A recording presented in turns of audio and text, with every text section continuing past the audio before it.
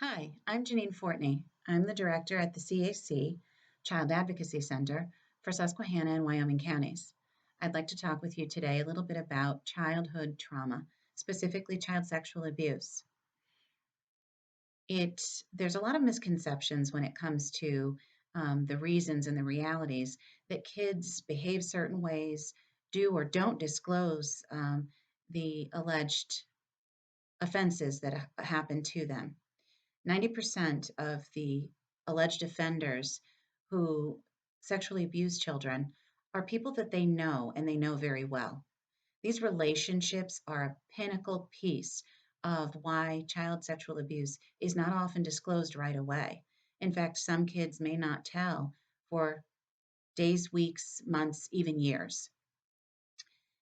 A big part of the alleged offender's actions are very determined, strategically planned. They know what they're looking for and they seek that out. Not only do they groom the child, but they groom the adults in that child's life also. They seek out weaker parties, people that they can manipulate and groom in a way that makes those family members or that child feel like they are special, that alleged perpetrator is the only one in their life that cares for them or is really there for them in support and advocacy. So it's important to remember that these relationships that children have, um, that is the basis of what kids feel when they're experiencing child sexual abuse. And it's a lot of torment for a kid to um, not understand, first of all, that some of these actions, this abuse itself, doesn't necessarily have to hurt for it to be abuse. And I think that as adults who may not have ever had those experiences, think that a kid should come running from a situation to tell about it because it hurt them so badly. But everything isn't like an episode of SVU. Kids often don't even realize that it's an abusive situation until they're older and understand better the circumstances around child sexual abuse. Kids, they don't disclose or they delay their disclosure because A, they trust that alleged offender. It is, again, like I said earlier, somebody that they really believe in, they have a close relationship with, that their family members, their parents and caregivers have um, have that trusted relationship with that individual also. So kids then believe that whatever is happening either is okay or it must be something that the parents would be all right with, or it wouldn't be happening. So you start with this trust building, believing that if this person is doing something, then it must be all right. Um, and then if that alleged offender starts to threaten the child or make manipulative statements to that child, then they believe that they're wrong. The child becomes shameful and guilty, thinking that they had a part in the abuse process. Alleged offenders will deliberately set children up to feel that if they don't do what they're told in terms of the sexual abuse, then that adult will tell on them and that no one will believe the child or that the child will be blamed for the actions of this alleged offender. Um, and these actions can take place at very young ages for kids, and it can go across a lot of their childhood, which affects their development, their ability to grow and learn appropriately. And I know that sometimes people will ask, why? Why is it that kids seem to be fine? Their grades are great, and so how can something bad be happening to them? Kids are resilient, and kids tend to do what they can be with their own coping strategies to make things as normal as possible in any other area of their life because right now they don't have control of this circumstance, of this abuse that's happening. So they take control in the areas that they can. So you're not always going to see a child that is um, severely depressed or stops eating or has cutting behaviors or suicidal ideation. That is not always the typical, even though that's what's portrayed many times in TV and movies. These kids do everything that they can to protect their own image because it's the only thing they can control. And when kids do finally tell, it's usually because that alleged offender is no longer in their life for one reason or another. They finally find a safe place where they can disclose and believe that they're going to be heard and listened to. Um, Maybe the circumstance becomes threatening enough that a child feels that they have no alternative but to tell, because maybe there's a threat on a sibling's life. Maybe there's a threat on the parent or the caregiver. Um, it may not even be a physical threat, but a threat of losing the family's home or their livelihoods because this alleged offender is the one that cares for the family or takes, is the breadwinner of the household. So children will often wait to tell because they're worried about that too. Um, they worry about what people will think of them. Kids are concerned very often about um, what it's going to look like to others. We all react differently to every circumstance in our lives. We can all see a bee, for example, and some of us may run screaming from that bee. Some of us may swat and fight that bee for our lives, and some may just stand still and freeze. Um, and that's a very common way to look at uh, kids who come from these abusive situations where they may just stand still and freeze because it's better to hold still and wait for these things to pass. Some may kick and scream and come running to tell somebody that they need help, and others um, may take flight and run away from the circumstance. But we can't assume that each child is going to react to the different scenarios that they might be in the same ways. Um, so that also means that kids that aren't teary or devastated by what's happening to them, they may even want to continue to have a relationship with that alleged offender. They may want that person back in their lives after all is said and done. And that's shocking to other people and adults who have never been in those circumstances or can't fathom, because to us, we know that what happened, what that adult did to that child is incomprehensible. But to that child, it is still somebody that they shared a bond with and they had a relationship with.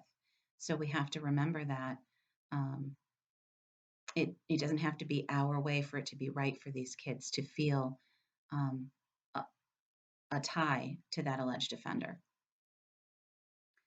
I'd also like to talk a little bit more about the grooming process, because I think it's really important to understand that kids don't willingly go into these circumstances.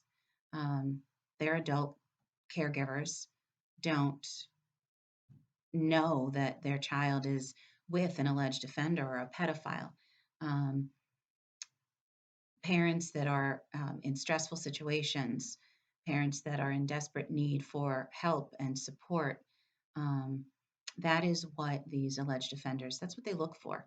They seek out adult men or women, single parents who need childcare, need assistance with after school planning for their kids while they're still trying to work, just trying to get a night out. And here's this person who has been watching, has been paying attention, and has been listening. And now they come in and they seem like the best thing ever to that adult. They seem like they're so great with the kids. They play, they're active, they want to spend time with your child. That's warming to an adult who is trying desperately to do so many things for their family and themselves. And so it starts with small things like, um, hey, I'll watch your child for a little bit, or I'll help you, you know, do bath times and bedtimes. You need a break. Um, they presume relationships with the adult in order to get comfortable with the child. And again, as I said earlier, now you have children who see that mom or dad is happy in their relationship, and so this person must be trustable. This person must be um, a good person if my mom or dad like them.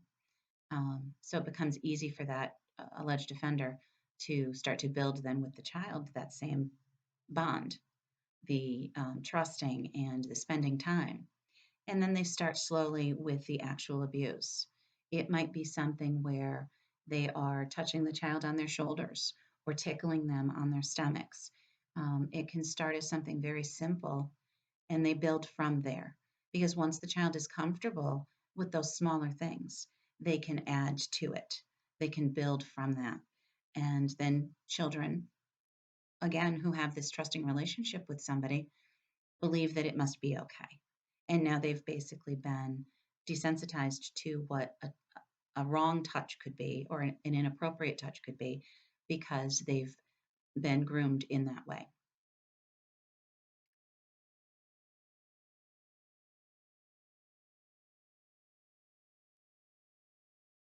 I think it's also important to remember that sometimes kids feel like if they can protect the other people in their homes and in their lives, then it's okay to go through what they go through and what they experience.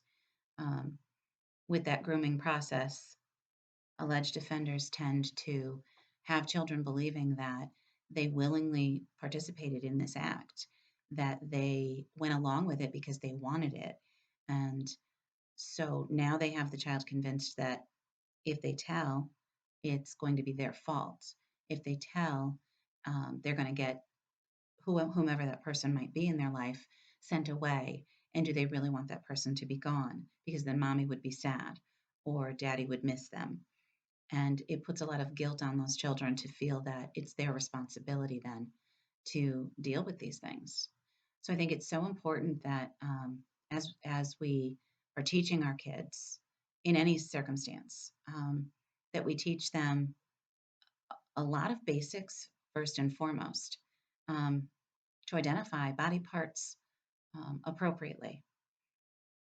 It's okay to call things by their name, and it's okay for your child to do that.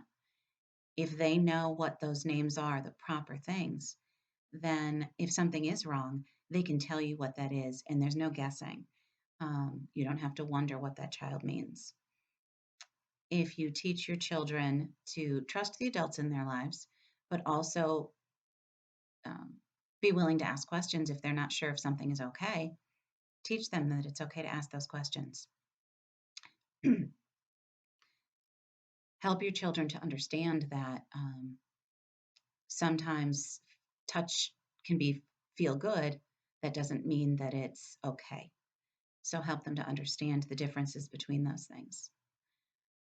Talking about any sexual behaviors, any sexual acts is always difficult with our kids, no matter the age range. But if we start young and help our kids to understand that there's nothing to be embarrassed about when you need to say that something hurts them or that a body part doesn't feel right. If we start there, then as they get older, they can understand better what's okay and what isn't. Um, there are a lot of programs, a lot of models that are used, and something that the CAC here does with our school districts and with our communities is a program called SCAN. SCAN is really beneficial in starting right from square one with kids so that maybe if a parent is uncomfortable and if it's something that's a difficult topic to discuss, we can help with those things. We start with kids at grade 2 and we work through every other year so that those kids again have building blocks, and they see us every other year and they can build on the learning and the knowledge that they get from us. And then we can help give parents resources and um, assist them in being able to talk to their kids about these things too. We want to know that children can have a voice when they need it. Um, and it's so important to listen to your children. Give them that time if they have the simplest concern, because when something big and important comes up, then they're going to know that you're going to be there to hear them.